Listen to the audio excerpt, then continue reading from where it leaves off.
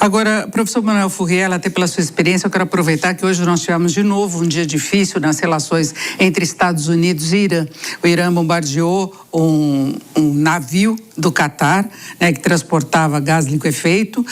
Os Estados Unidos também fizeram ataques contra o Irã, o preço do petróleo voltou a subir. Os Estados Unidos, antes Trump já tinha dito que pode acabar com o Irã em uma tarde, voltou a falar sobre isso. O senhor vê um novo momento de impasse ou é mais uma daquelas idas e vindas?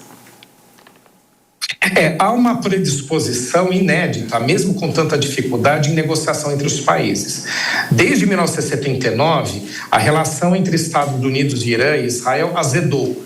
Porque até 1979 havia um governo no Irã, do Shah Reza Pahlavi, um governo monárquico pró-Ocidente. Então o relacionamento era excelente, né? E aí, a partir do momento que os ayatollahs ascenderam ao poder, a relação entre Estados Unidos e Irã, ela de vez, né, ela sofreu aí turbulências e por muitos e muitos anos não havia nenhum tipo de diálogo, né? Hoje em dia há esse diálogo. Então, eu sou otimista em relação a isso. As dificuldades que existem, elas estão na mesa, né? A gente entende quais elas são, né? O Irã, ele não quer abrir mão, né, do seu programa nuclear, não quer abrir mão da sua tecnologia em mísseis balísticos, também, que é outra pouco mencionada, mas que eles têm em termos regionais também uma questão importante. O Irã é um dos maiores países do Oriente Médio e uma das potências regionais daquela região. Então ela sempre vai ter ali, né, pleitos, né, a serem apresentados que são difíceis, pegando o lado americano e israelense, de serem atendidos. Israel, por outro lado, como ainda tem que tratar a questão do Hezbollah no sul do Líbano, não consegue abrir mão desse tipo de frente para negociar com o Irã, né? Então, a gente entende quais são as dificuldades, mas aqui o ponto é que é uma predisposição ao diálogo. O Irã, ele mesmo sendo um país muito inferior tecnologicamente em termos de armamentos em relação a Israel e principalmente aos Estados Unidos, o Irã, ele conseguiu construir uma situação de demonstração de força no Estreito de Hormuz. Como o Irã não ganha na guerra simétrica, aquela de enfrentamento de tropas, não consegue enfrentá-los diretamente os Estados Unidos, o que eles partiram para fazer? A guerra assimétrica. Atacarem navios que cruzam o Estreito de Hormuz de forma inesperada. Atacar alvos americanos na região, né? Existem bases americanas do Oriente Médio de forma inesperada. Essa guerra assimétrica é a única força que tem o Irã. Mesmo não sendo algo comparável aos Estados Unidos, dá algum poder de barganha. Em negociação, a gente não pode esquecer, as partes têm que mostrar força para conseguirem barganhar alguma coisa. Eu não sou pessimista, porque eu vejo agora o único momento de diálogo com alguma chance de prosseguir entre esses países, coisa que eu nunca vi desde 1979. E na verdade se coloca agora a liberação do transporte no Estreito de Hormuz como uma grande vitória, só que antes de começar o conflito, o Estreito de Hormuz estava liberado.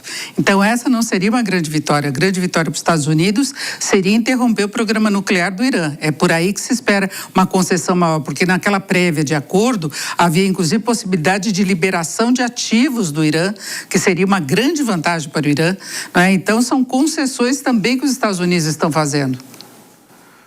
Sim, os Estados Unidos estão fazendo concessões importantes, inéditas e necessárias. Agora, em relação ao programa nuclear, tá, para deixar muito claro, não são somente os Estados Unidos que querem impedir o programa nuclear iraniano, tá? É uma decisão da ONU. A comunidade internacional tem previsões, através de organizações internacionais e também de tratados, que fazem com que tenha que se impedir com que mais países tenham armas nucleares, que coloquem em risco o mundo todo. Então, são 9 países que têm, existem tratados para impedir com que novos outros estados tenham, né? Então, essa exigência americana, ela não é uma exigência só de interesse dos Estados Unidos ou de Israel. É uma questão, deixar muito claro, de interesse universal.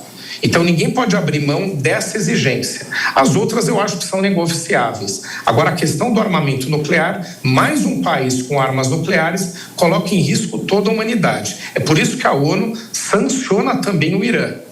Então, aqui a gente não pode acreditar somente a uma crítica norte-americana, a uma crítica originária das Nações Unidas e por isso que o Irã também está sob sanções internacionais. É inaceitável aos olhos internacionais que eles tenham arma nuclear. Os outros pontos são negociáveis. E Trump também será cobrado pela participação dele na OTAN agora, né? Então ele está próximo de pessoas que defendem que haja um controle do potencial nuclear do Irã, mas também cobram deles a questão das tarifas, de outras taxas. Ele isentou a Turquia, por exemplo. Então tem algumas mudanças por aí, né? Sem dúvida, né? Você tem uma questão toda regional. E o Irã, ele é adversário regional de muitos países ali. Ele foi até já numa situação muito mais acentuada, inclusive em relação à Arábia Saudita, por exemplo, né? Então havia uma disputa regional. Hoje eles até têm um nível de diálogo. Por isso que eu tenho algum nível de otimismo. O Irã negocia com os Estados Unidos, algo que não acontecia no passado. Tem algum nível de diálogo com Israel. E está numa situação muito melhor em termos de relacionamento com a Arábia Saudita, que era um dos seus inimigos históricos. Então, eu acho que acertados alguns pontos fundamentais, a gente tem chance de que o acordo saia.